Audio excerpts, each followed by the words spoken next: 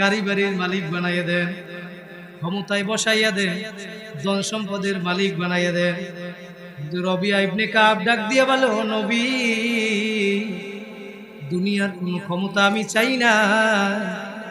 আসআলুকা মুরাফাকাতাকা feel জান্নাহ, ও নবী, আমি জান্নাতের ভিতরে আপনার কাছাকাছি থাকতে চাই।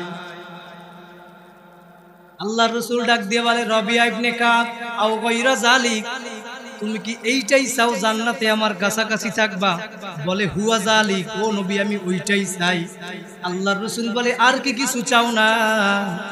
বলে, ও নবী, না না, আমি আপনার কাছাকাছি জান্নাতে থাকবো, আমি এইটাই চাই।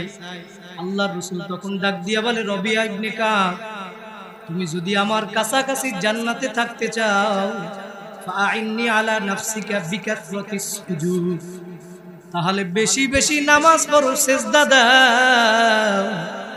যত বেশি বেশি নামাজ পড়বা, সেজদা দিবা, তত বেশি আমি নবীর কাছাকাছি জান্নাতে থাকতে পারবা।